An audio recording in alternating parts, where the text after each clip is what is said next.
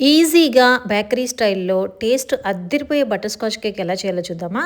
Process చాలా సింపుల్‌గా ఉంటుంది. స్టెప్ బై స్టెప్ చెప్తాను. నీట్‌గా ఫాలో అవ్వండి. తప్పకుండా మంచి రిజల్ట్ వస్తుంది.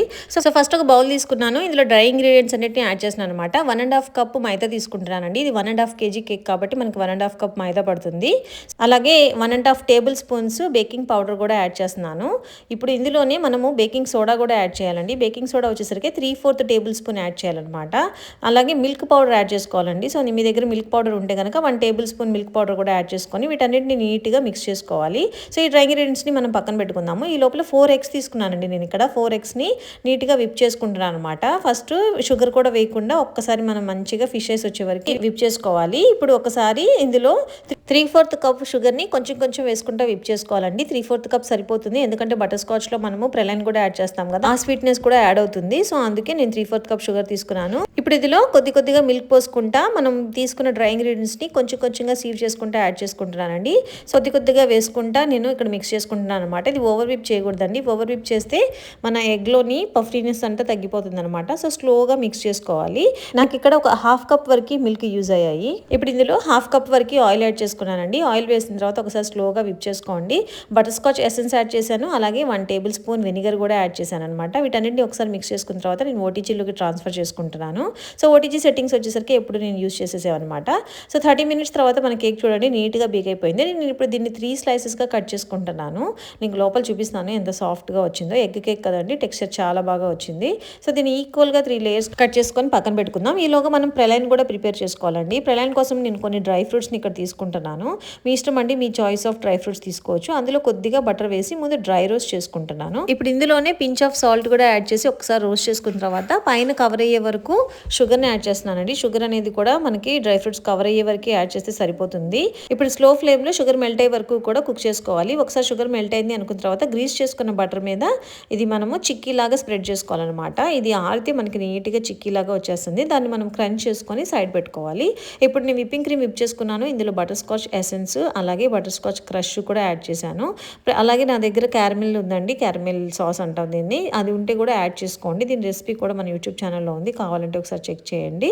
సో మన ఫ్రాస్టింగ్ రెడీ. ఇప్పుడు షుగర్ వాటర్లో కూడా నేను కొంచెం బటర్ స్కాచ్ ఎసెన్స్ అలాగే బటర్ స్కాచ్ క్రష్ కూడా యాడ్ చేసి పక్కన పెట్టుకున్నాను. కొన్ని chocolate shaving, white chocolate shavings కూడా యాడ్ చేసుకున్నాను. బటర్ స్కాచ్లో వైట్ చాక్లెట్ కాంబినేషన్ చాలా బాగుంటుంది.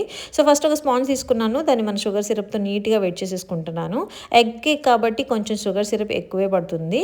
సో జనరల్గా మనం తీసుకునే వెజ్ కేక్ కన్నా కూడా ఎగ్ కేక్లో షుగర్ సిరప్ అనేది కొంచెం ఎక్కువగానే పడుతుందండి. సో దీని మీద మనం ప్రిపేర్ చేసుకున్న బటర్ స్కాచ్ ఫ్రాస్టింగ్ని కూడా ఒక లేయర్గా అప్లై చేసుకుంటున్నాను. దీనిపైన మనము ప్రెలైన్ని యాడ్ చేస్తున్నాను ఒక లేయర్గా. అలాగే వైట్ చాక్లెట్ కూడా దీనిపైన వేసుకోవాలన్నమాట. సో సేమ్ ప్రొసీజర్ అన్ని లేయర్స్కి మనం రిపీట్ చేయాలి. టేస్ట్ చాలా బాగుంటుందండి. బటర్ స్కాచ్ నా మోస్ట్ సెల్లింగ్ ఫ్లేవర్లో ఒకటి అనమాట. తినేటప్పుడు ఆ క్రంచీ నట్స్ తగులుతూ ఉంటాయి కదా, సో చాలా బాగా అనిపిస్తుంది టేస్ట్. సో ఇప్పుడు నేను సెకండ్ లేయర్ కూడా పెట్టుకున్నాను. ఇందాక చెప్పినట్టు ఇదే process, same cream followed by praline followed by white chocolate. So second layer కూడా రిపీట్ చేసేసుకుంటున్నాను. ఇప్పుడు మనం ఒకసారి దీన్ని ఫ్రాస్ట్ చేసుకున్న తర్వాత ఫ్రిడ్జ్లో కొంచెం సేపు సెట్ అయ్యేదానికి పెట్టుకోవాలన్నమాట.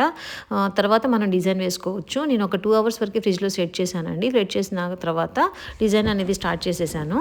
సో దీనికోసం అని చేసేసరికి డిజైన్ కోసం అని చెప్పి నేను బటర్ స్కాచ్ థీమ్లోనే డిజైన్ చేసుకుంటున్నాను అనమాట. సో ఒక layer of butterscotch cream apply చేసుకున్నాను. అంటే విప్పింగ్ క్రీమ్లో బటర్ స్కాచ్ ఎసెన్స్ యాడ్ చేసి ఒక 1 drop ఆఫ్ ఎల్లో కలర్ వేసాను. ఆ క్రీమ్తో ఒక లేయర్గా అప్లై చేసేసుకున్నాను అనమాట. నేను చెప్పాను కదా నా దగ్గర క్యారమిల్ సాస్ అనేది ఉంది. ఆ క్యారమిల్ సాస్తో ఇలాగా రింగ్స్ లాగా యాడ్ చేసుకుంటున్నాను. చాలా బాగా అనిపిస్తుంది చూసేదానికి. మన బటర్ స్కాచ్ పేస్ట్రీ ఉంటుంది కదా, సేమ్ అలానే ఉంటుంది అనమాట. చాలా ఈజీగా వేసేయచ్చు ఈ స్వింగ్స్ని కూడా.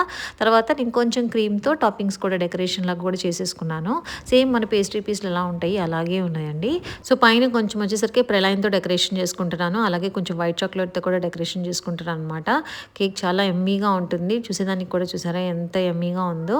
అంటే చూడగానే తెలిసిపోతుంది అనమాట ఇది బటర్ స్కాచ్ కేక్ అని చెప్పి. సో మన డెకరేషన్ వచ్చేసరికి ఇక్కడ కంప్లీట్ అయిపోయింది. నేను పైన చెప్పాను కదా కొంచెం రౌండ్గా క్రీమ్తో స్రిల్స్ అనేవి యాడ్ చేసేసుకున్నాను. చూసారా పైన కొంచెం క్యారమిల్ సాస్ కూడా యాడ్ చేసిన తర్వాత ఎంత డెలీషియస్గా ఎమ్మీగా ఉందో. చాలా సింపుల్గా ఉంటుంది, టేస్ట్ మాత్రం నెక్స్ట్ లెవెల్లో ఉంటుంది. సో ఇది నేను మా ఇంట్లో కోసమే ప్రిపేర్ చేశాను అనమాట.